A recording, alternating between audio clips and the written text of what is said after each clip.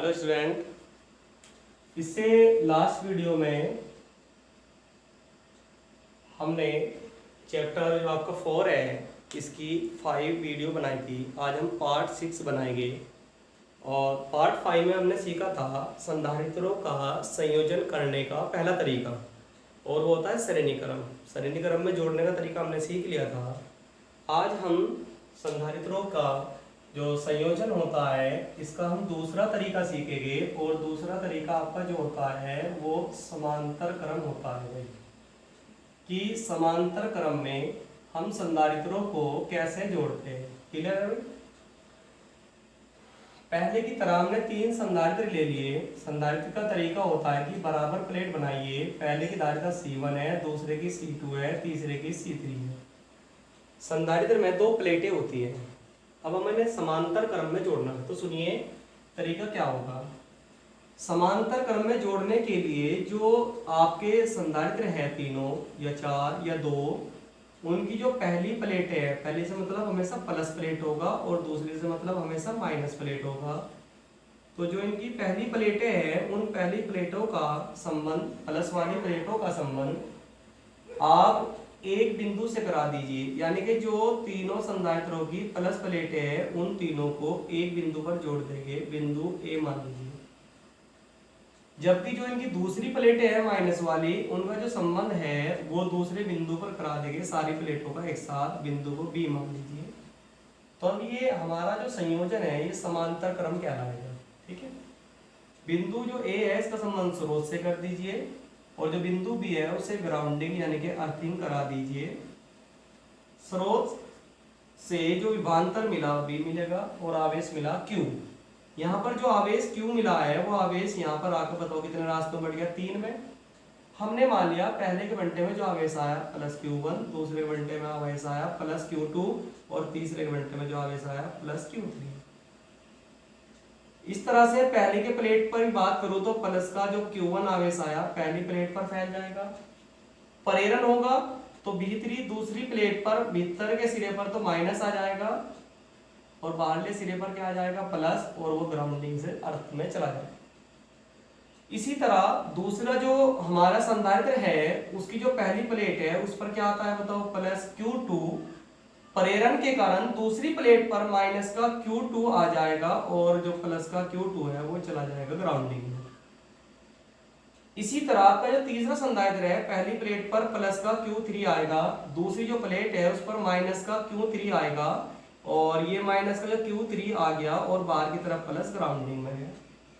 पहले की धारिता थी C1, दूसरे की धारिता थी आपकी C2 और तीसरे की धारिता थी आपकी C3। ठीक है, अब आप ध्यान ये देंगे कि स्रोत ने वोल्टेज भी दिया था। पहला जो आपका संधारित्र है उसके जो बिंदु है वो भी ए और बी है, क्या भाई सिरे पॉइंट बिंदु। दूसरा संधारित्र के जो बिंदु है वो भी ए और बी है, तीसरे के लिए भी ए और बी है, अर्थात तीनों के लिए बिंदु समान है। जब तीनों के लिए बिंदु ही समान है तो वर्ग जो कार्य होगा वो बराबर होगा, बराबर होगा तो विभवांतर बराबर होगा। तो पता है लगा कि जब समांतर क्रम में जोड़ते हैं तो क्यों जो चार्ज होता है आवेश वो तो अनइक्वल अलग अलग बढ़ जाता है, लेकिन जो विभवांतर होता है वो सबके लिए समान रहता है। जबकि श्रेणी क्रम में आपने देखा था कि आवेश समान रहता है, विभवांतर अलग अलग बढ़ जाता है, उल्टा होता है। क्लियर है भाई? ध्यान रखेंगे। अब यहाँ आवेश बढ़ रहा है तो उसी की वैल्यू में निकाल लेता हूँ। तो निकालने के लिए ध्यान देंगे, आप निकाल लेते हैं पहले संधारित्र पर आवेश। संधारित्र पर आवेश, पहले संधारित्र का जो आवेश है भाई Q1 लीजिए, वही चार्ज का जो फॉर्मूला होता है धारिता के लिए Q बराबर CV। ध्यान ये रखना है जो पहले आपने ध्यान रखा था कि जिसका आवेश लेंगे पहले का लेंगे धारिता भी पहले के लेगी, विभवांतर भी पहले का लेंगे।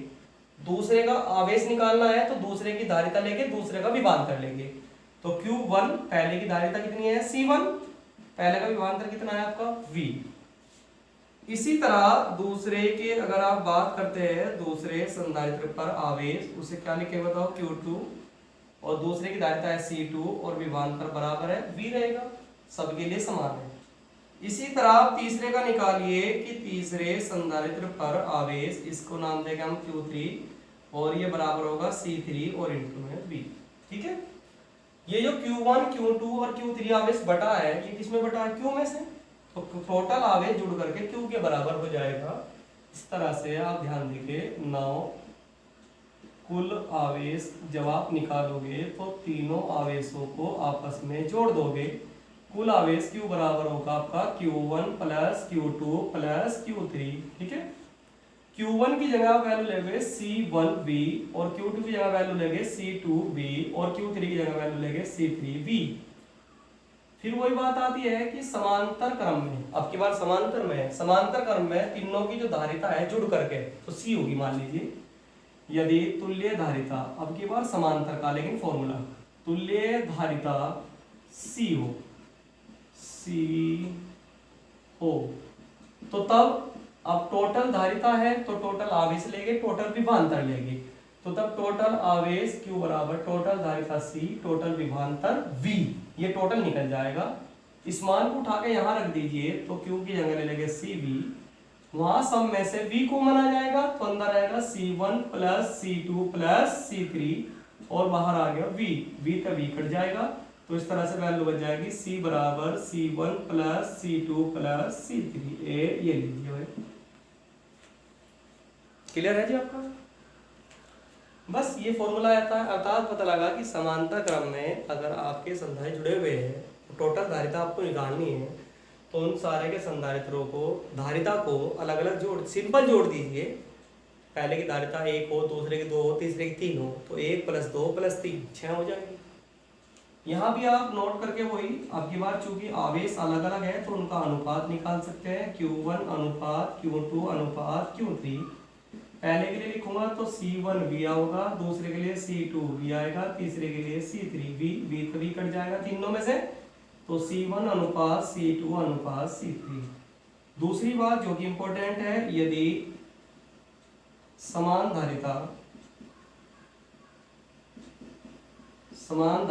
C के n संधारित्र श्रेणी क्रम में हो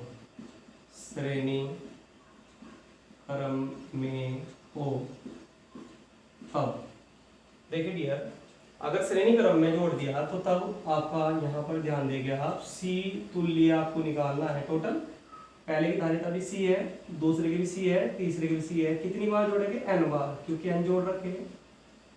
C और C को 2 बार जोड़िए, C और C 2C, 3 बार जोड़िए 3C, n बार जोड़ेंगे तो NC, यानी कि n गुना धारिता आपकी हो जाएगी।